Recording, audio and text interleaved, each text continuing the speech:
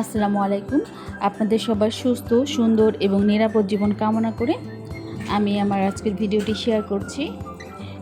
আজকে শুক্রবার, আজকে ট্রাই করেছিলাম একটু রান্নাবান্না করার জন্য। সো যে রোস্ট দেখতেই পাচ্ছেন, রোস্ট ভেজে নিচ্ছি। একটু রোস্ট করেছিলাম, সবজি করেছিলাম,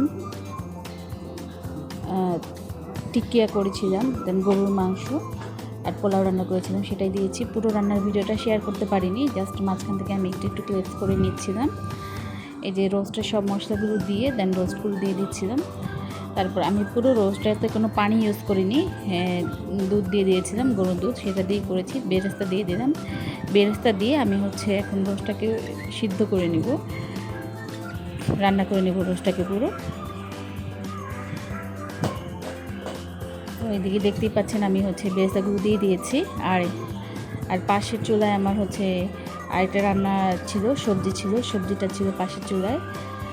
এই যে দেখেন, এই যে সবজিটা রান্না করে নিয়েছি। সবজিটাতে আমি একটু বিয়েবাড়ির স্টাইলে করেছি, বিয়েবাড়ির রোস্ট, বিয়েবাড়ির সবজি এই স্টাইলে করেছি।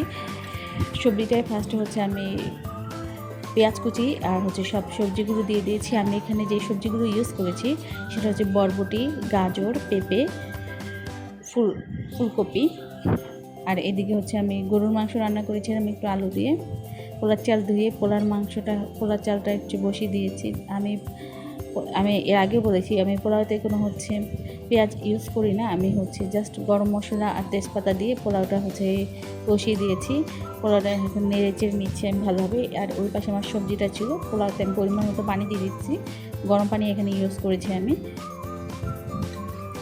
আর সবজিটার কথা যেটা বলছিলাম, সবজিটা আমি একটু বিয়েবাড়ির স্টাইলে যেভাবে করে ঠিক সেভাবেই ট্রাই করেছি রান্নাটা করার জন্য। ফুল রেসিপিটা আরেকদিন শেয়ার করব। এই যে দেখেন, আমার এখানে রান্নাগুলো প্রায় হয়ে গেছে। ঠিক এটা আমি আগের দিনই করেছিলাম, এটা শেয়ার করতে পারিনি। সালাদ কুচি করে নিয়েছিলাম, এখানে লেবু ছিল। এই যে আমার পুরো খাবারের ভিডিওটা আপনাদের কাছে শেয়ার করছি।